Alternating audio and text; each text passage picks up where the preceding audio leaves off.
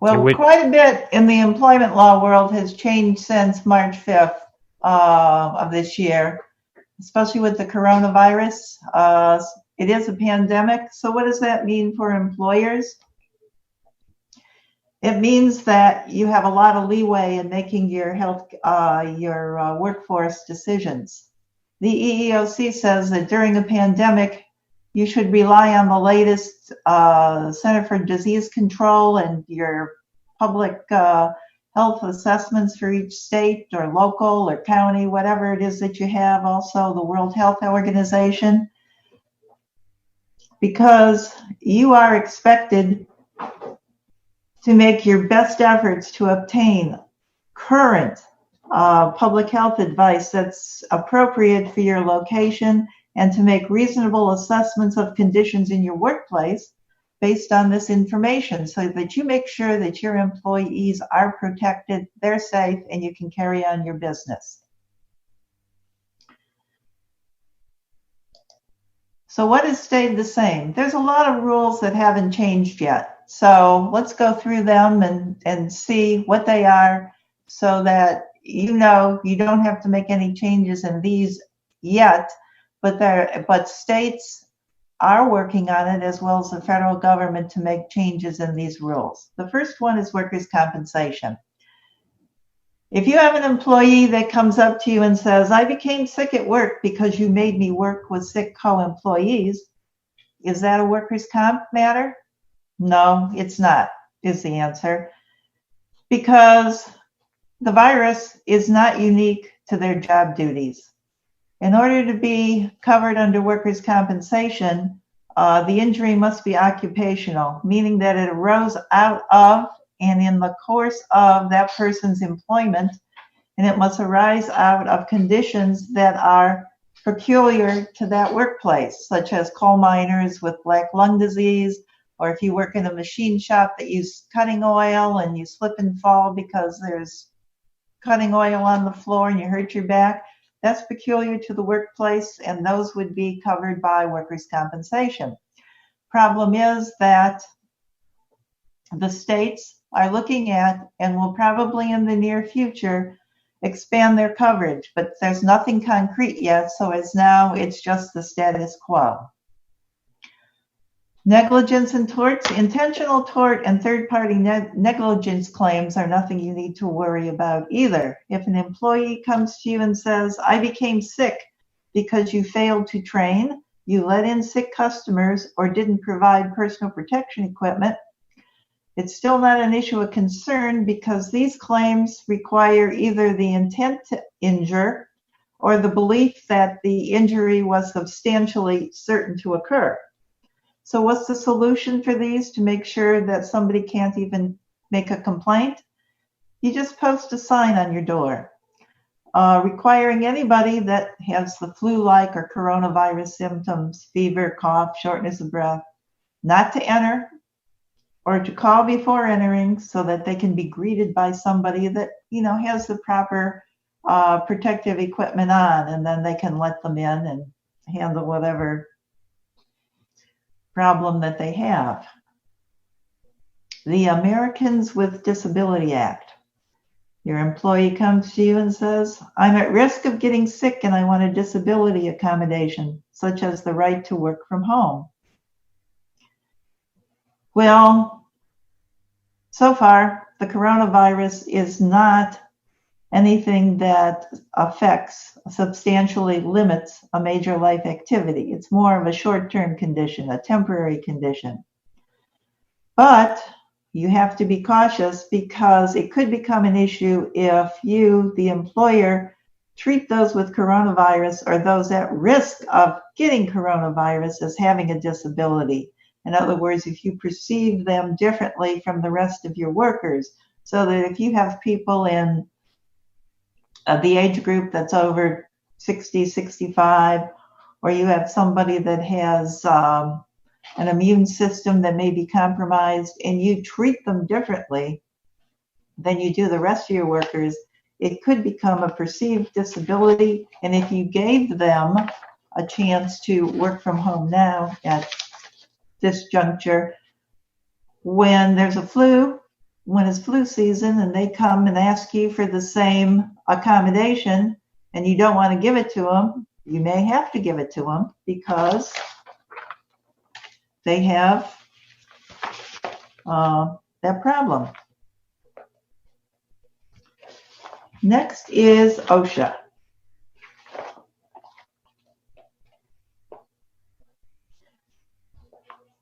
Your employees can ask, if we're coming to work, what are you doing to protect us? All employers under Osha are subject to the general duty clause to provide a place of employment that's free from hazards that cause or are likely to cause death or serious physical injury. Now, there's no general standard, or there's no specific standard either for coronavirus. I think the closest one that you can look at is the bloodborne pathogens one standard. And that should be the one that you follow for now until one is developed, and OSHA is working on it. And they're creating and updating steps to reduce risks of exposure, including low, medium, and very high risk level jobs. But as of now, there is no update and there is no standard for the coronavirus. Also, you have to be careful about the whistleblower protections. You can't retaliate against any person that may call OSHA and make a complaint against you because they say you haven't given them the proper personal equipment in order to protect themselves.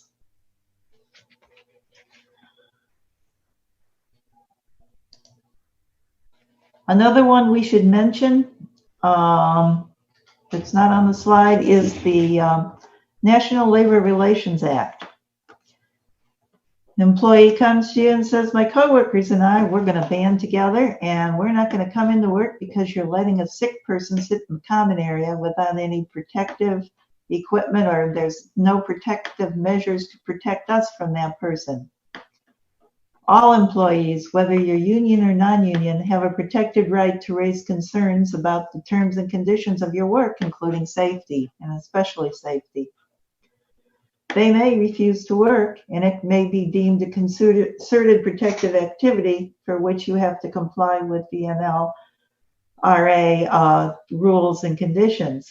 So you cannot discipline employees who are engaging in a concerted protective activity. If you get a group of employees that complains, it's best just to find out what the concerns are, check your public health updates to see what's going on at the present time, and see what you can do to accommodate their concerns. Under the Family Medical Leave Act, again, the act itself has not changed.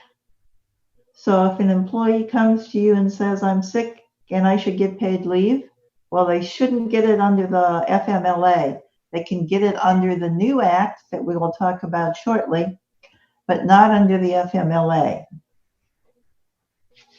Because coronavirus is not technically FMLA, because there is, at this point in time, no regime of continued treatment for coronavirus, and that's one of the requirements under the Family and Medical Leave Act.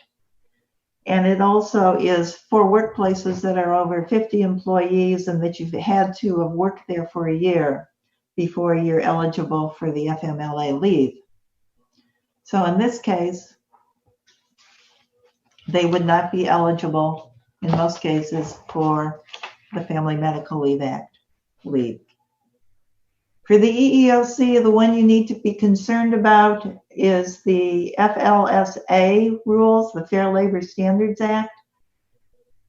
An employee will come and say, if you send me home, you still have to pay me. And true, employers have to pay hourly employees for the hours they actually work before you send them home. And employers must pay salaried employees for the full week in which they performed any work or used any accumulated leave time. But you as an employer do not need to pay for salaried employees for days they miss on their own volition. So if they decide, I'm not coming to work, I don't think I'm safe, I'm scared to come to work, and there's no reason for it, you don't have to pay them. What you have to worry about also under this act is if you furlough, temporarily lay off, temporarily terminate your hourly and non-exempt employees, and you keep your exempt employees, you need to make sure that if you're having those exempt employees do duties that are not exempt, as in managerial duties, and you have them become janitors, or they're running the machines, or they're the sales clerks, they've become hourly workers. And if they work more than the 40 hours a week, you got to pay them overtime. You can't get away from that. So if you're going to treat exempt employees differently, then you need to pay them for overtime. So what has changed in the employment law world? Well, the first one's unemployment. Before, there was a waiting period for unemployment. Now, in most states, it's not. You can get unemployment from day one. So if an employee is in a mandatory quarantine because of the coronavirus or suspicion of having the coronavirus, the employee is considered unemployed and they may be eligible for immediate unemployment benefits. Or if you shut down your operations or lay off employees due to loss of production due to the coronavirus, employees may be eligible for immediate unemployment benefits. However, if an employee has no symptoms and just self-quarantines, the employee is choosing not to work and they may not be eligible for unemployment benefits. So what's new? What's new is the Family First Coronavirus Response Act. And by the way, in accordance with this new rule that has come out, there is a poster that all employers need to post concerning employee rights under this new rule. If you do not have a poster, you can email me at the email address that's on the last slide of this presentation, and I'll just send you one, because you do need to post it in a place where employees are going to see this. So keep that in mind. But what is the Family First Coronavirus Response Act? Well, actually, there's two parts of it. There's the Emergency Paid Leave, and there's the Emergency Family and Medical Leave Expansion Act. And this became effective on April 1st, and it ends, unless it's extended or it's modified somehow, until the end of the year. The reason for this leave is the coronavirus must be the but-for cause of the need for the leave. If employees would be unable to work, even in the absence of a qualifying reason, they are not entitled to this kind of paid sick or family leave. If the workplace is closed, the employee is not entitled to paid leave. An employee is not entitled to paid sick or family leave if the employer also doesn't have work for them to perform. But if you can get this leave, it's one of 6 qualifying reasons, and I will go through each one of these reasons. Reason 1 is a leave due to quarantine or isolation. Quarantine or isolation orders include a broad range of governmental orders, including that you are to shelter in place, stay at home, quarantine, or otherwise restrict your mobility. Reason 2 is leave based on medical advice to self-quarantine. It must be based on your doctor's belief that you have or may have coronavirus or are particularly vulnerable to it. Reason 3 is leave due to symptoms and seeking diagnosis. So that's only limited to the time that an employee is unable to work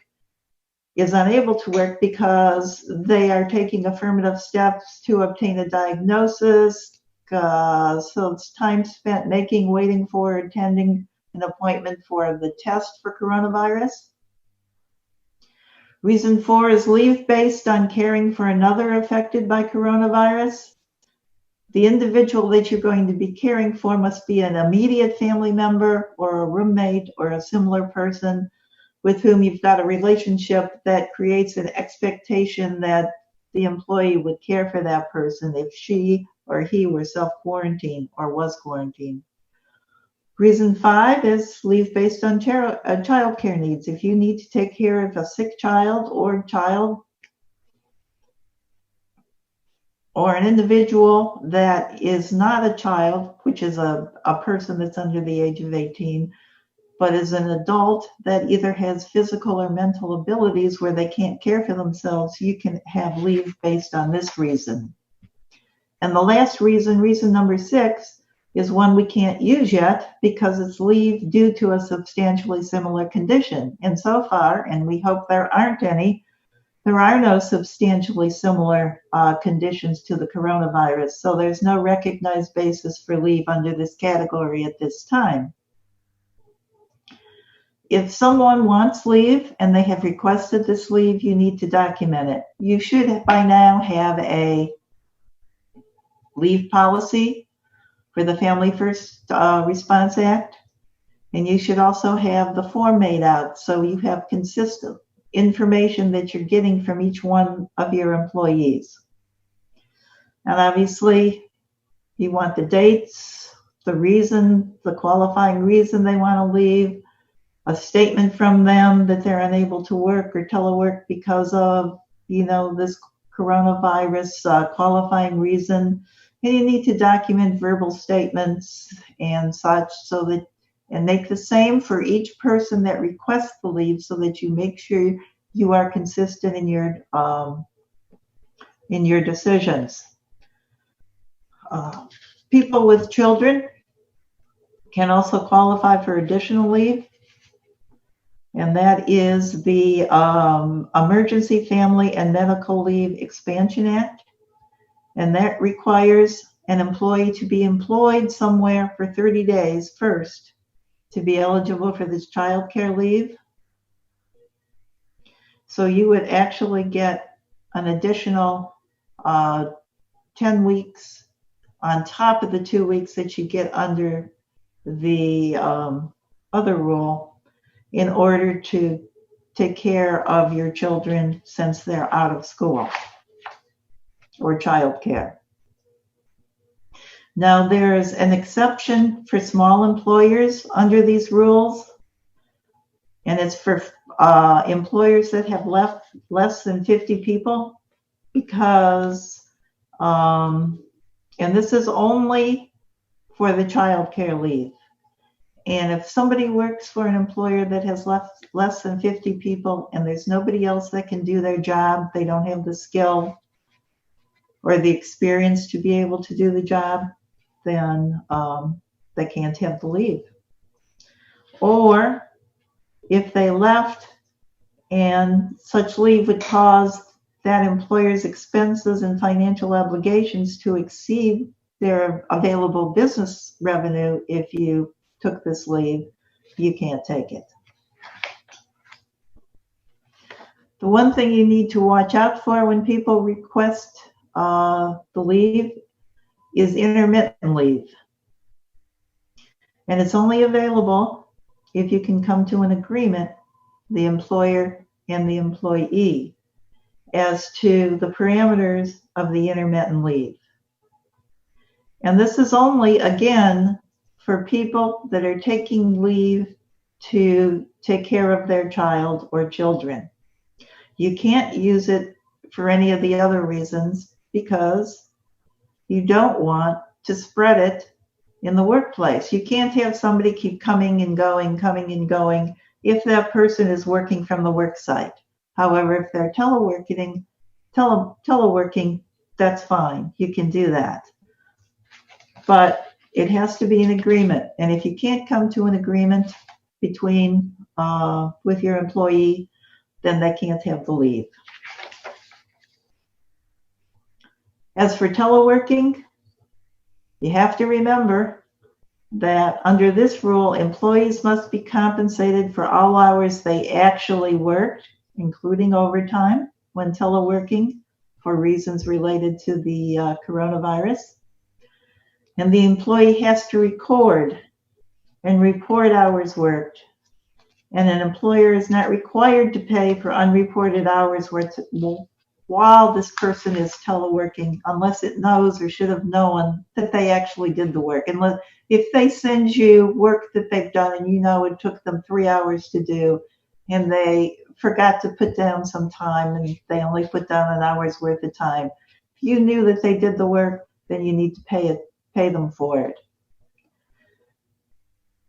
And this is an exemption to the standard Department of Labor rule that it used to be that if you paid somebody from the time they started their first task in the morning until their last task of the day was finished. So if somebody started at 8 and quit at 5, you were required under the normal teleworking rules to pay them for the entire day. But under the rules for this Family First Coronavirus Response Act, you only pay them for the time that they are actually teleworking. And the good part of this, if you are an employer and allowing people this leave, is that you can get payroll tax credits back from the federal government. You can get deductions from the amount that you need to pay in on your payroll tax.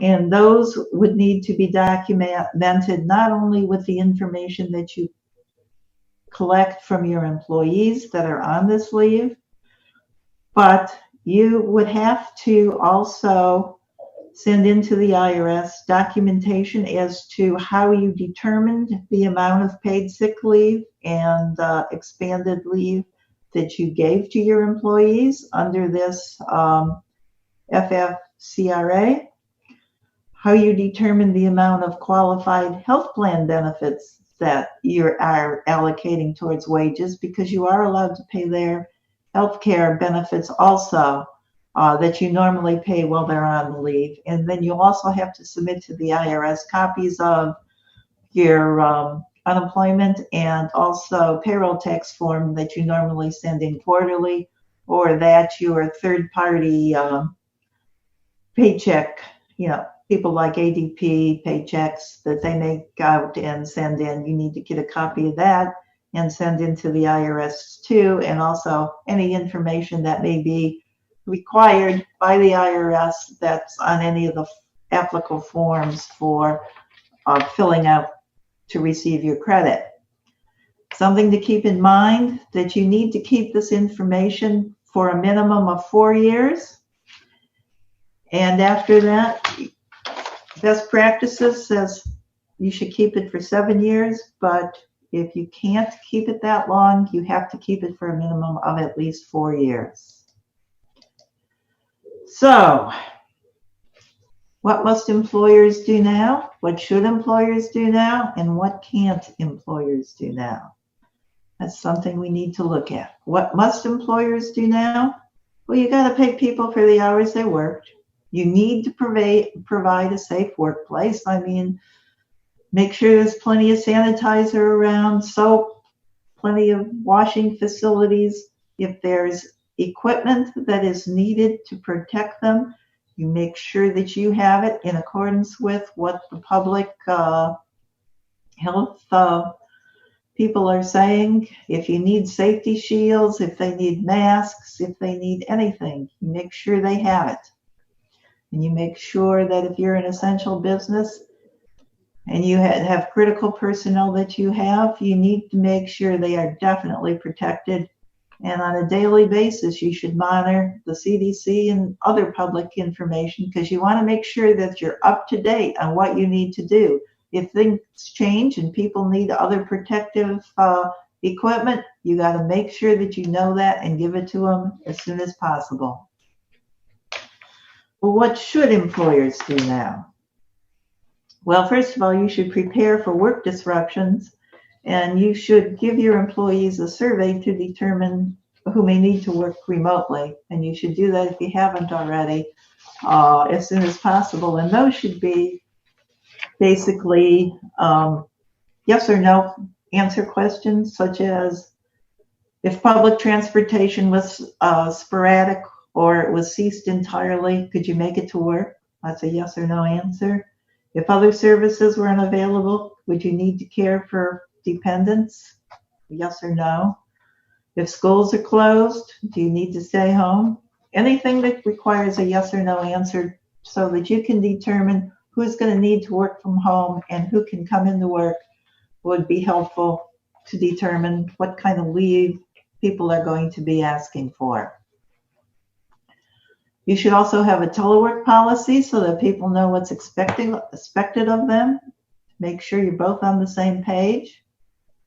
Make sure your reductions in force and reductions in compensation are for legitimate business reasons.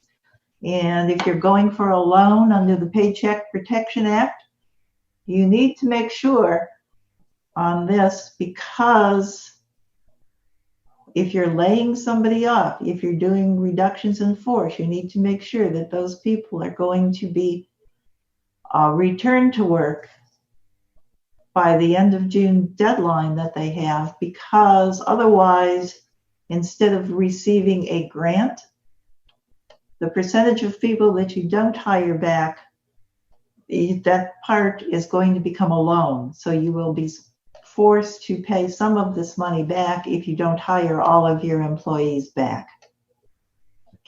You should also get employer protection liability insurance, because believe me, it started already under the business interruption insurance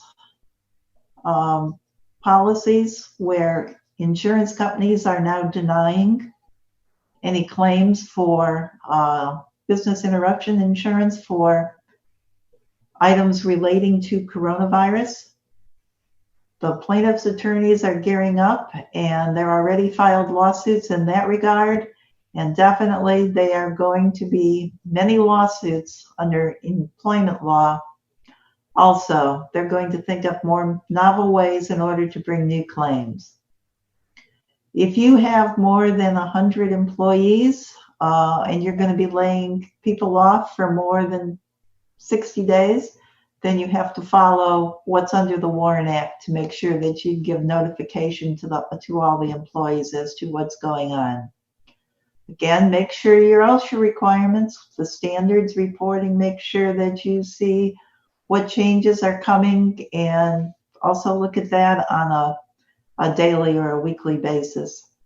You should have your coronavirus file ready so that if you're making employment decisions based on information at that time about what public health agencies are saying, you should make a copy of whatever advice you're relying on and put it together with the decision you made regarding each and every employee as to whether you're giving them leave, not giving them leave, other complaints made by employees about, safety, anything that deals with an employee complaint.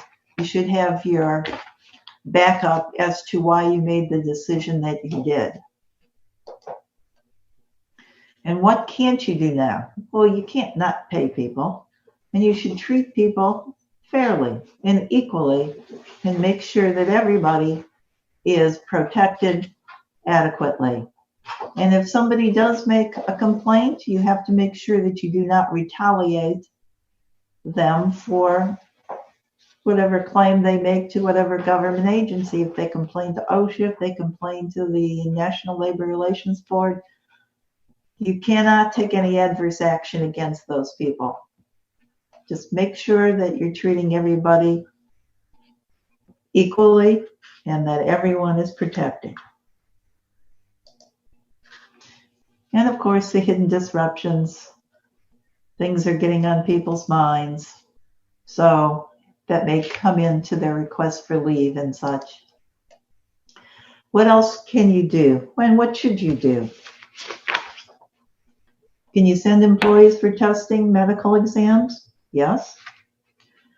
If you have a reasonable belief that either the employee's ability to perform will be impaired by a medical condition or they pose a direct threat because of a medical condition, then yeah, you can send them for testing.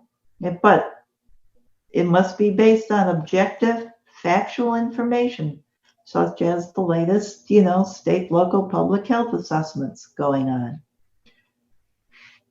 Can you send them home? Yes. Even salaried employees? Yes. Can you ask about symptoms? Yes, as long as it's related to the coronavirus disease. You can ask them about fever, cough, shortness of breath, and now I guess you have to ask them if they've got a rash too. So if it's anything that's a symptom of coronavirus, yes, you can ask them about it. Can you take their temperature? Yes, you can, but you better be careful to protect their privacy and be careful of employees that are asymptomatic. You don't want to violate HIPAA. And you can also inquire about what your employees have been doing. Is there anybody else in the family that's sick? Have they traveled somewhere out of state, out of the county, overseas? You can ask employees any of those.